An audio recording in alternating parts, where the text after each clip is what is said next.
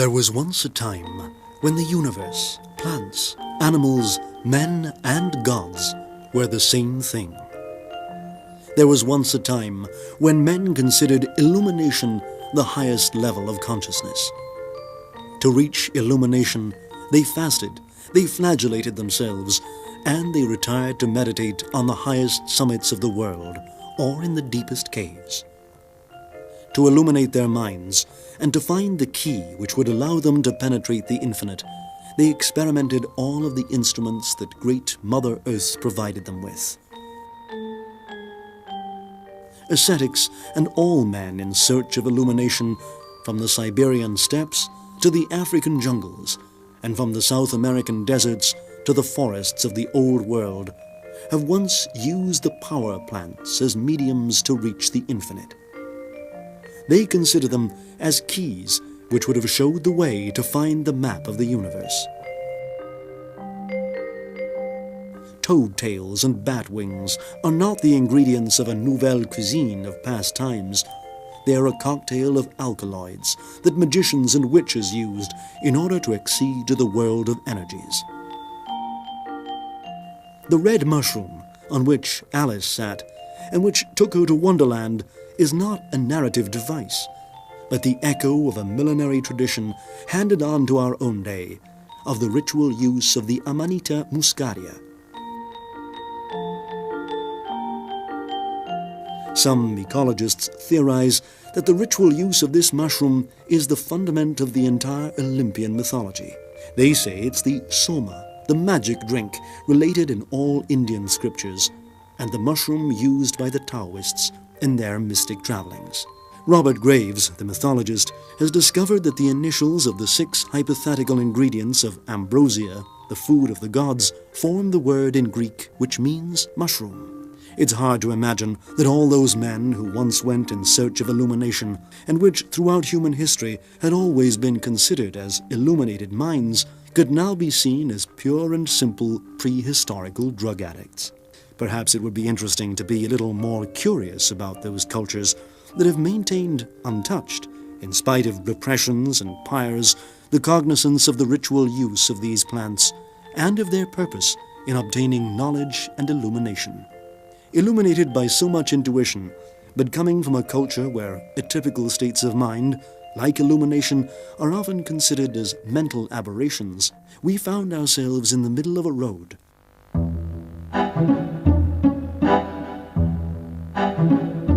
It was the road that went from Puerto Escondido to Oaxaca, destination San Jose del Pacifico. Situated in the heart of the Zapoteca region, at an altitude of 3,000 meters, until 30 years ago, this little village of a few hundred inhabitants had been only a small group of huts. Then came the big invasion of American hippies who wanted to experience the hallucinogenic mushrooms. Others started the cultivations of marijuana, then of opium. The entire economy of a mountain people was disturbed. Bands of drug dealers began directing here their suspicious trades, exploiting the ignorance and the good faith of the Indios. The voice was spread that opium served to produce medicines, and that battles against its cultivation were to be attributed to the big pharmaceutical houses, who now saw menaced the market of their newfound chemicals. It's only a plant like any other, people thought. What could they know about heroin? So they started to construct the refineries, and then started the murders. The soldiers came, and the federals came. They burned everything. They arrested hundreds of people. The drug dealers paid and came out. The Indians are still in the prison. Now the plantations don't exist anymore, and people are again living and trying to survive with their own work. Hola, hola. Buenas tardes. Hola. After all the uproar, silence has finally come back amongst these mountains. These are the mists where the shamans have lived. It's said that when the night falls and the stars come out, while everybody is asleep, they come and they roam around. They spy and they accomplish their missions of aggression, or cure. If you ask, people will tell you that they don't exist. ¿Para qué quieren los brujos? Para saber cómo curan. Ah, en San Miguel se encuentra. ¿Sí? San Miguel, si usted ve aquí adelante. Ay, ay. The shamans are always in the place nearby. Allá, otros pueblos, sí. ¿Y curanderos? También. Curen en San Miguel y curen. No one will ever show you to them. People are scared, and they don't want to joke with these things.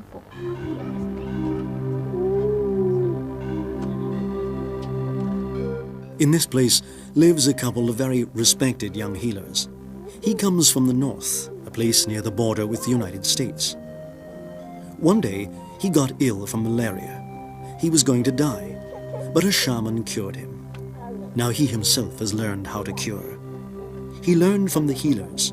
He learned from the Ini doctors. He learned from the mushrooms and from the peyote.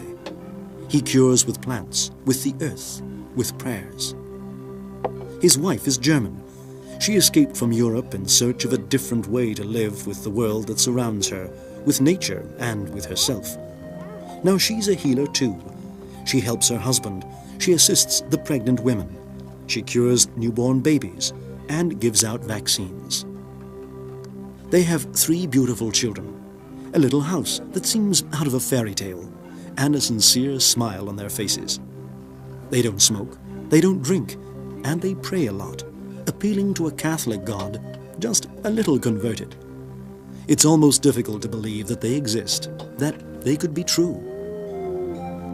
Aquí, por ejemplo, a San José Pacífico llega mucha gente de otros países del mundo, donde hay un hambre grande espiritual, ¿no? Que sienten que hay cierto hueco adentro, como que no encuentran la respuesta en su cultura. No existe, está muy frío, podemos decir, ¿no? Entonces buscan y salen y buscan algo que les puede dar esta respuesta, ¿no? Y hemos visto unos que les fue muy mal, porque vienen enfermos. Vamos a decir, son enfermos de la suicidad donde salen, como yo salí enferma, ¿no? Yo en el momento no me di cuenta, yo no dije, pues yo estoy enferma, ¿no? Pero yo tenía que salir, yo sabía que tengo que salir, si me quedo ahí, pues como que me voy a acabar, tenía este sentimiento adentro, ¿no? Y pues sabemos, ¿no? Hay mucho movimiento, hubo antes, no sé cómo será ahorita, a la India, ¿no? A la Asia, estamos buscando algo que llena ese hueco o algo que nos contesta esa pregunta, ¿no? También igual aquí en México hemos visto mucha gente que llega con una enfermedad bien tremenda adentro, pero lo primero que hacen, comer mucho peyote o comer hongos y sin preparación, ni saben siquiera que están enfermos, ¿no? Entonces se confrontan ellos solos con una enfermedad grande o con un hoyo grande. Y hay unos que no aguantan, que se echan un brinco por un barranco o se echan un brinco de frente de un coche o acaban en el suicidio. Se acaban como animales o... No saben, uy, qué cosa pasa, ¿no? Ah, no, hombre, viene cantidad. En muchos países. Creo que de todo el mundo vienen.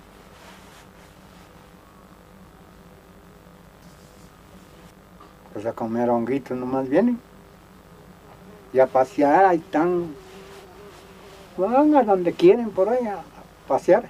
¿Cómo estuvo la historia del señor que siempre viene de México, el gordo? Ah, sí, dice que fue a San Sebastián y cuando llegó en la tarde, como de estas horas creo que llegó, le dije yo, ¿dónde fue? A San Sebastián, dice, mire lo que traigo, dice, pero unos hongos como de ese tamaño, traía 3 nada más traía. Le dije, ¿y qué se los va a comer todo? Sí, dice. Le dije, pero es mucho. No, hombre, dice, yo me los como. Le dije, ¿si los va a comer ahora en la noche o cuándo? No, dice, los voy a comer como a las 4 de la mañana. Bueno, le dije, pues ahí los voy a visitar temprano. Bajé como a las 7 creo. No estaba. Bajé como a las 10, no estaba. Como las 11, ¿no? Pues que no venir de Miahuatlán, que traía unas piñas, Dijo, ¿dónde fue? Volando, dice, llegué en Miahuatlán y ahí te traigo estas piñas. Pero no sé cómo llegó allá. El pasajero se fue, ¿verdad? Sí. Para que viera uno de volar.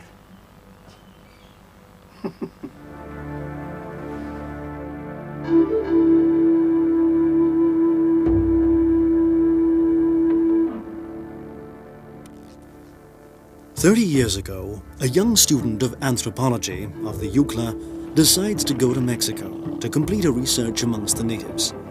His name is Carlos Castañeda. The casual meeting of a Yaqui shaman will transform the neophyte and zealous anthropologist into the apprentice of shamanism. The first book he writes about his experience is in 1968. It's the years of Kerouac, of Hess, the age of the flower children, of universal love. In those times, a new magic philosophy is contraposing the ecstatic thoughts of the Indian philosophy. This magic philosophy has no more the aim of annihilating the self, but that of an accurate individual study of the manifold possibilities of the human mind, as well as of the powers and the energies dispersed in the universe. The first book is an unexpected success. As the years pass and the delusion of the universalistic ideal grows, the figure of Castañeda, little by little, becomes a real cult object. The other two books that he writes in the meantime create a trilogy.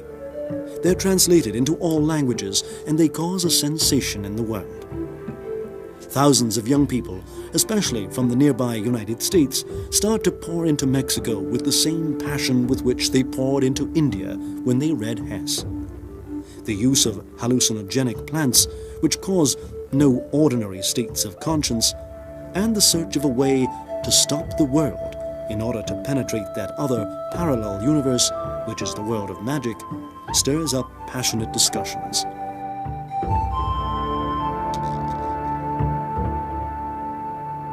The idyll ends. With the fourth book, many of the readers feel cheated and tricked. The stories he's telling are too absurd to be credible, and they decide to abolish the figure of Castañeda and to abate his work. Nevertheless, that doesn't stop him from writing many other books, which continue to sell around the world, confirming in this way the hypotheses of a cynical commercial operation.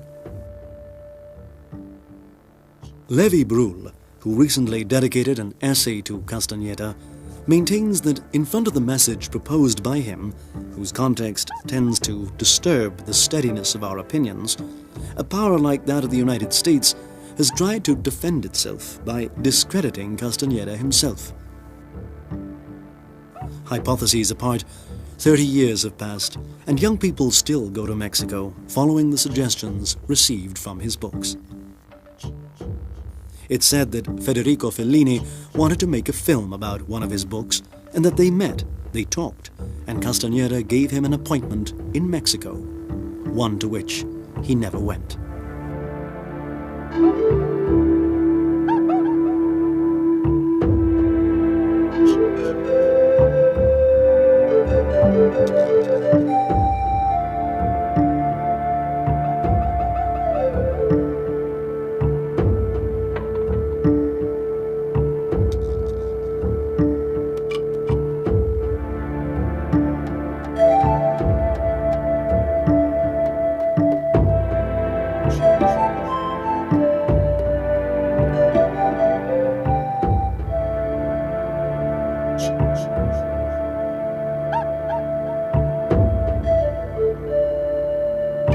Este cactus tiene fuerzas curativas muy fuertes, limpian la sangre, riegan el cerebro en un grado que normalmente nuestro cerebro no está funcionando así.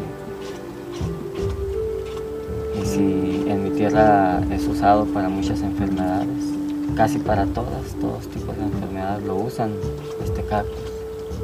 En dosis pequeñas, en dosis más grandes según la enfermedad y según el aguante y la capacidad de la persona, según. Allá lo usaban, más bien muy común, allá era vendido en las las hierberías, en donde venden plantas medicinales, se conseguía. Pero se empezó a traficar, se empezó a vender y empezaron a comercializar y entonces se perdió también hasta la esencia. Así que como hablábamos, tienen dos caras, ¿no? Como puede ser bueno, como puede ser malo este cactus. Igual el hongo aquí es usado igual.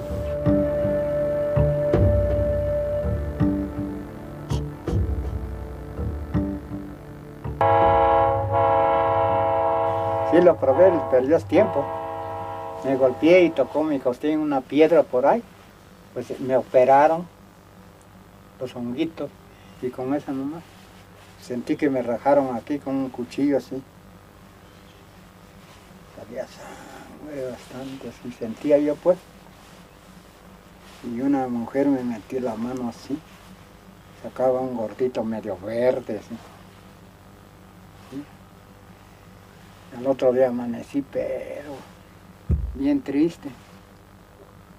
¿Por qué triste? Pues porque me dolía mucho el cuerpo. Y como iba subiendo el sol, se iba quitando, sí. Ya cuando era las 12 del día, ya se quitó todo. Sí.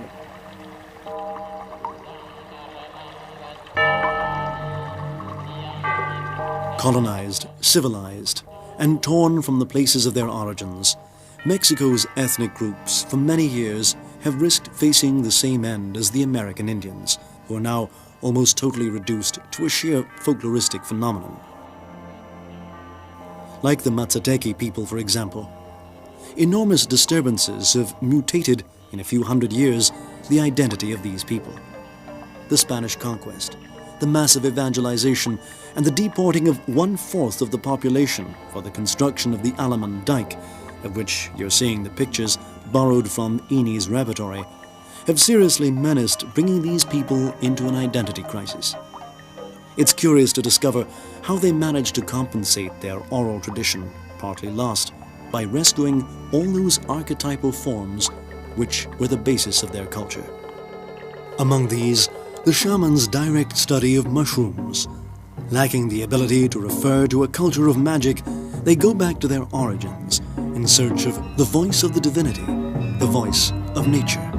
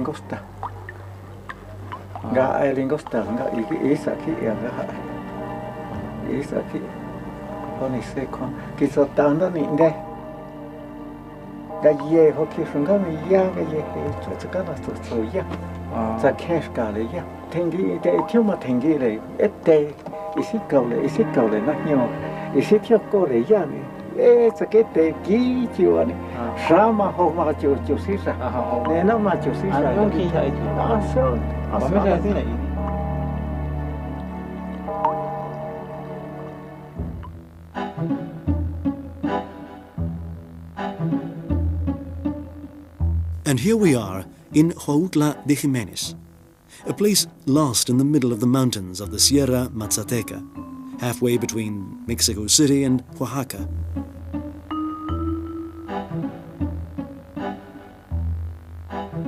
The first who came here in the 50s were Mr. and Mrs. Wasson, two American mycologists.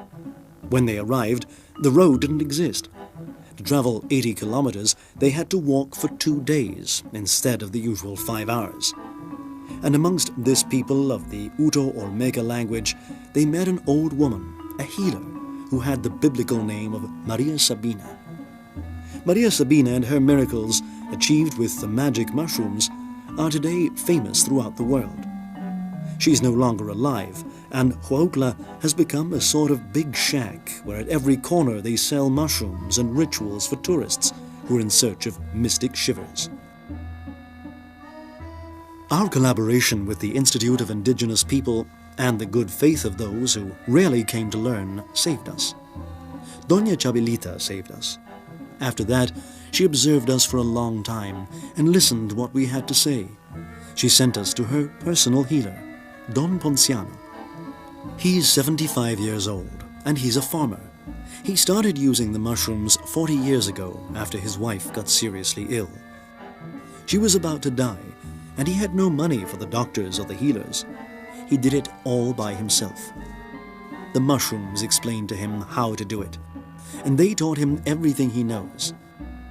He only added some paternosters, some prayers in the Mazateki language, and some songs invented by the mangling of the Mexican national anthem. And it worked.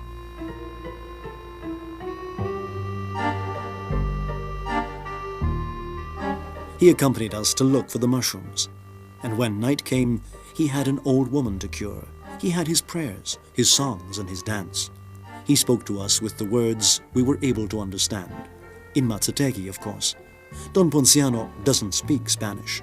Don Ponciano doesn't talk to the tourists. Don Ponciano is a shaman.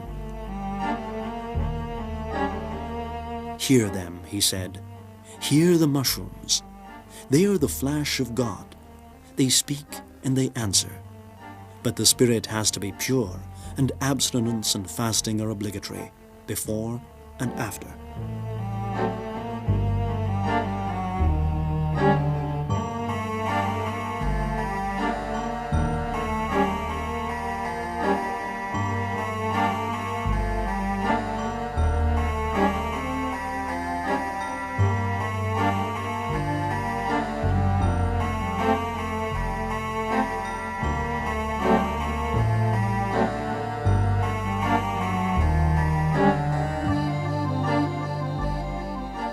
We accompanied him to visit an ill lady who lived in a little house in the countryside.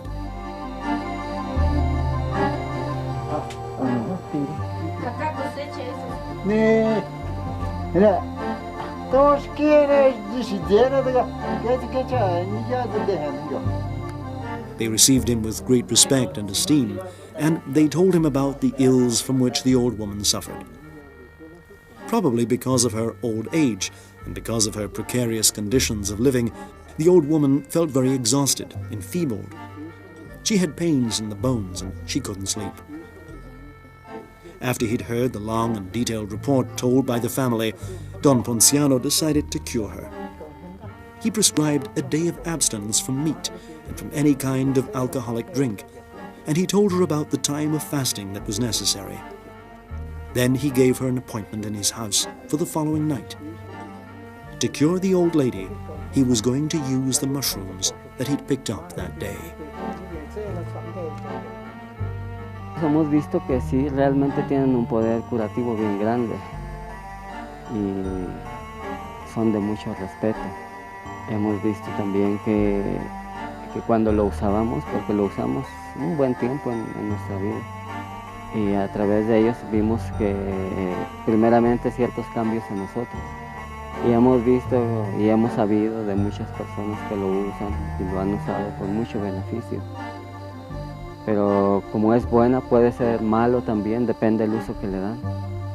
Hemos visto personas que lo usan mal y les ha sido mal. Les ha ido muy mal, incluso hasta la muerte. Han llegado hasta la muerte.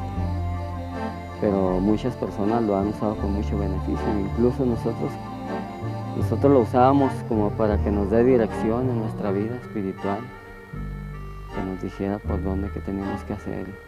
Y hasta cuando uno anda bajo el estado del hongo, bajo el efecto del hongo, uno puede ver con otros ojos, uno puede ver mucho más allá que normalmente. Se pueden detectar dónde la persona está mal y hasta por qué está mal.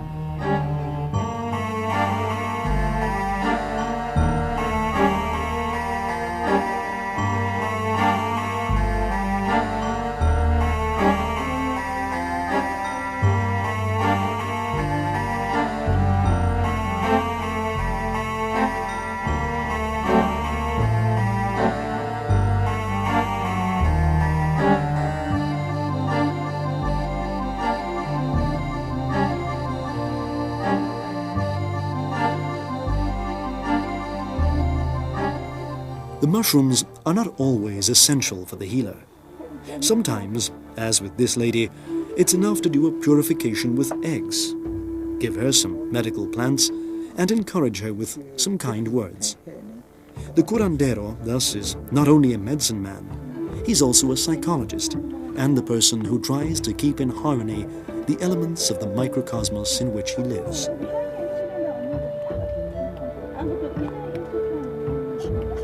Por ejemplo, hemos sabido de personas que tienen cáncer, que tienen así enfermedades que la ciencia no cura.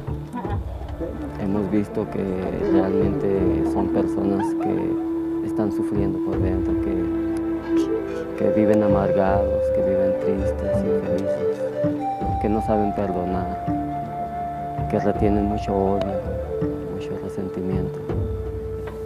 Y vemos la primera causa es falta de amor. Si esta gente no ha entendido por qué sigue viviendo en la misma forma, y al rato va a tener otra grave enfermedad en otra parte de su cuerpo, porque el mismo problema que está enfermando a la persona sigue. Y cuando tú estás enfermo adentro, en lugar de accionar, tú solamente reaccionas, solamente te estás defiende todo el tiempo. Tú no tienes posibilidad de actuar, porque no estás completo. Tú siempre estás como protegiendo una herida, ¿no? Entonces estás siempre así, en lugar de andar así como tranquilo, ¿no?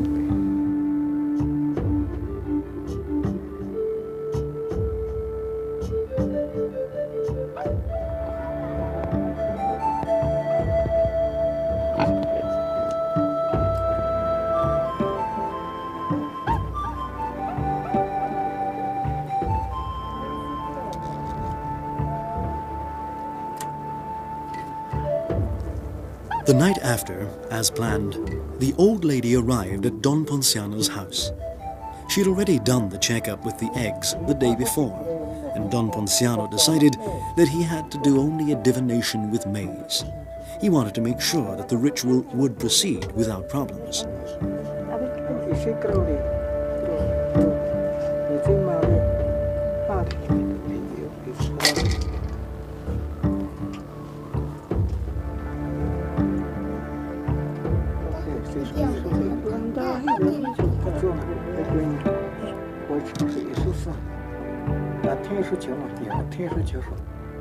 A nosotros nos ayudó mucho el hongo, porque a través del hongo Dios nos habló en nuestra vida.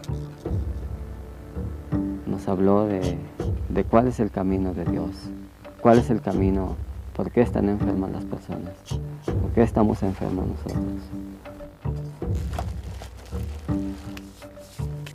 The passage to Mexico and the use of the power plants becomes perhaps a way to discover those parts of us that we've forgotten, a way to discover that ineffable thing which will continue to be forever, beyond this world and beyond our lives, and which we might call genetic memory or silent consciousness, like Castañeda does.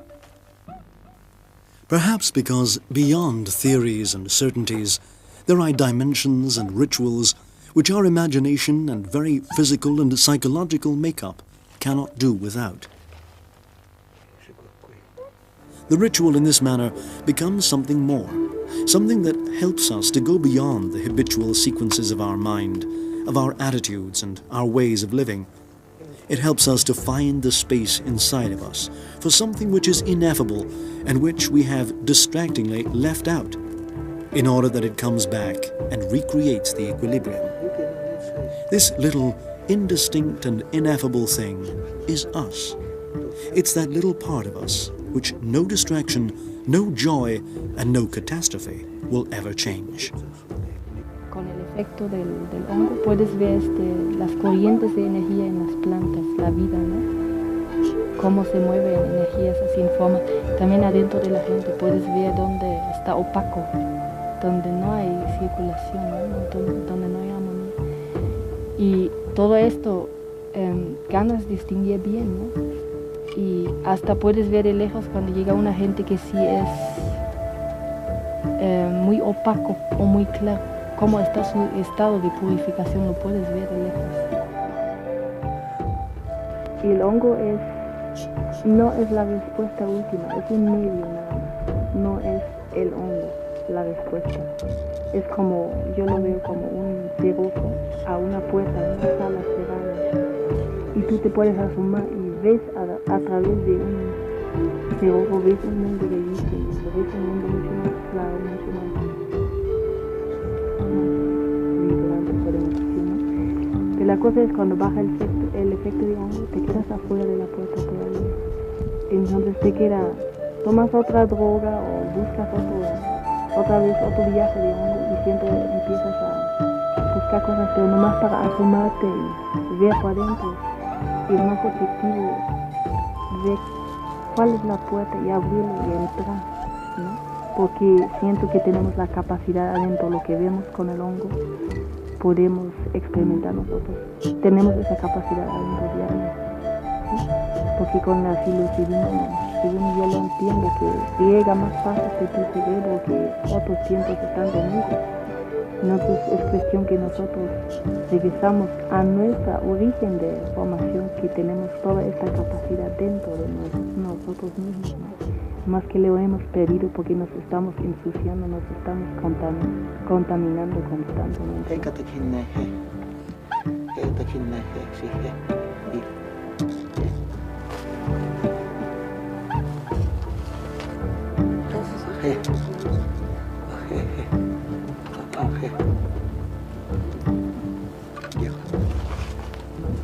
Pero si comemos esas plantas con la intención así nomás, para diversión, podemos cortarnos con este mismo cuchillo que nos podría servir a abrir brecha para ver más allá.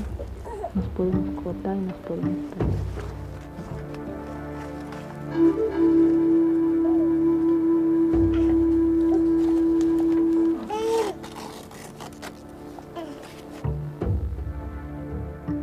After the fasting and the purification, the shaman and the patient eat the mushrooms, and in that way begin a difficult and tortuous journey together. In that journey, the shaman takes on the responsibility of the troubles and sufferings of the person he's trying to help. It's in the depth of these sufferings that mysteriously the catharsis occurs, and then the journey back begins.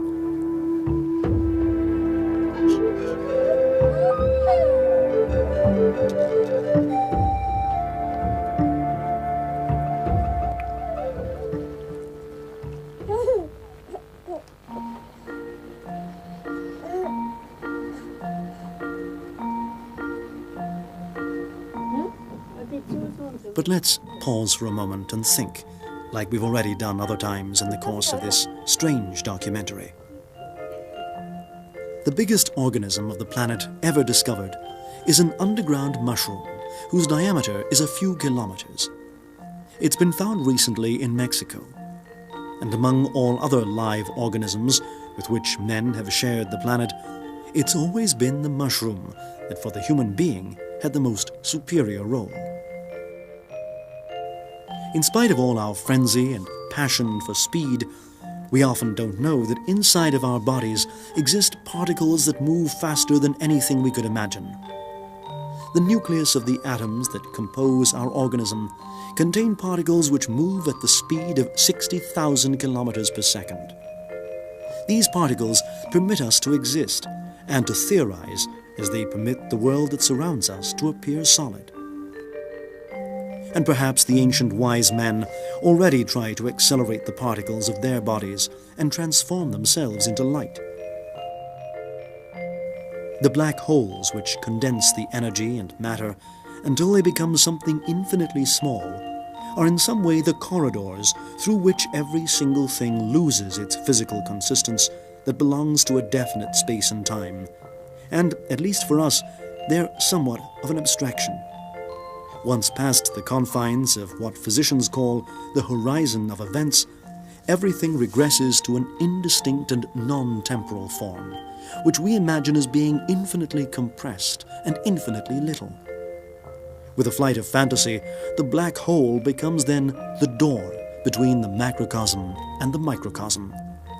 And who knows, perhaps our planet our solar system and our galaxy are nothing else but molecules that constitute the body cells of another man, who in this moment, probably not aware of anything, is standing at the bar and sipping his aperitif.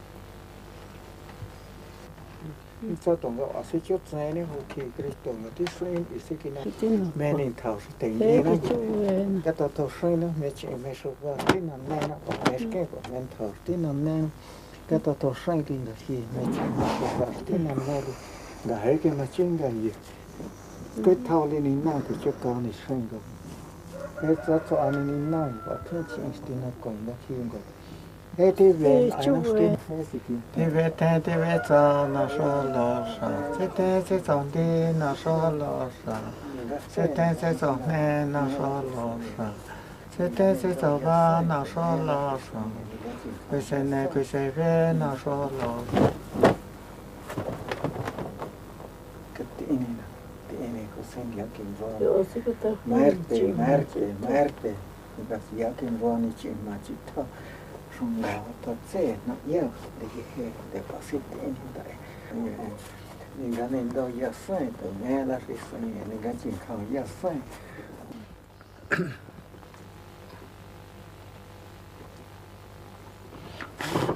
thế rồi sự có sự bị sâu nó cái tí số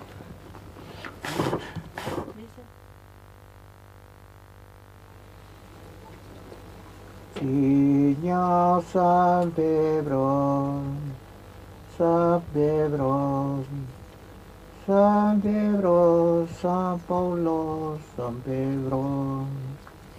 Sí, Signor San Pedro, sí, Signor San Paulo, Gloria Spirito, la gloria de Jesús. Nuestra Señor, gloria a Jesús. Gute ya schon gat ja aus Thema ne die Zahl noch zieht die Zahl schon da was sei schon da was sei schon zieht die Zahl va ja schon se che tu son de so che no cosen da so a che tu son da ja se ta son de go hokka ala so con non da hela so ti nya ne so go so ya cosen da ni kui so che ko no ko ni shin ko sen da so de ya so ki le ni na ma ko so ki ma ni da ina ga go so ta ti so tin ki la ga so ga te ta si che so ko a so da go so ki so de na go so ki so no e si me na ga ti ni ti na si ke re so si ke re ki so so to ga ni na ko so te ko a to cha ni ki so ki to so che a so cha de ni na ina ki to so Gotoso si que no yo soy okizono. Gloria de Jesús, la gloria su mexicano sangriento la guerra. De literal de gloria Jesucristo, de gloria Jesucristo, gloria. Nuestra sí, Señor, de literal su le gloria de los peritos, la Santa Cruz, nuestra Señor, letra, con eso se quitó su niña. Aquí a eso se quincha mexicano. Es mela Chile, a mela me la soy yo.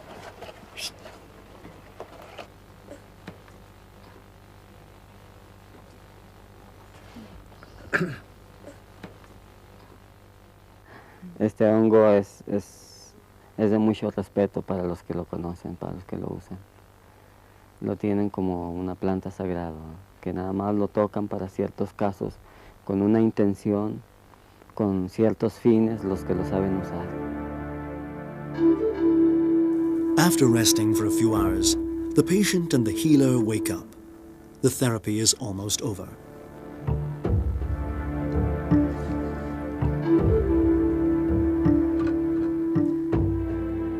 With grains of cacao and with a feather, which symbolizes the soul, the healer constructs a doll, which represents the old woman.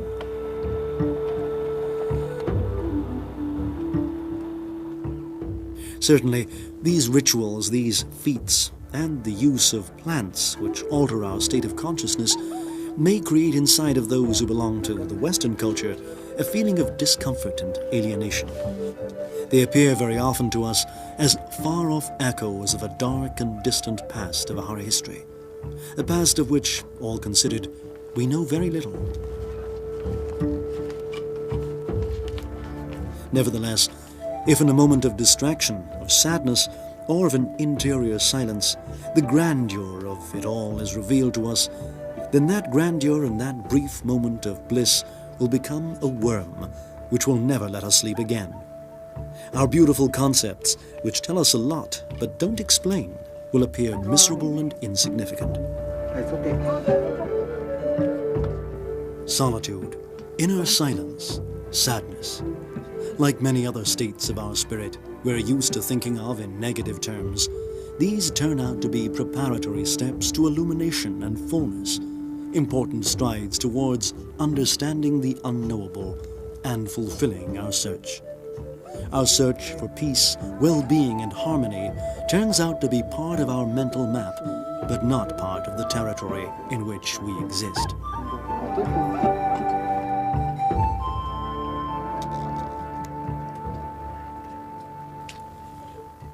With the doll and with 2 eggs, Don Ponciano does the last purification to the old woman.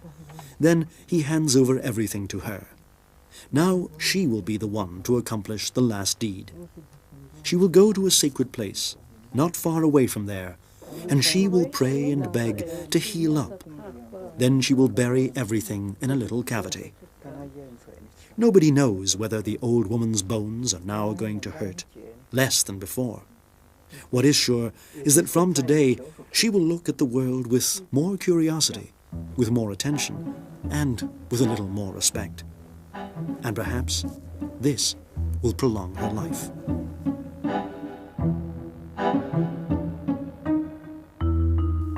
But who is a shaman? This is a shaman. Sometimes when you see them on the ground and you hear them joking and playing, it seems as if you've happened upon a cheerful company of slothful and good-tempered fellows.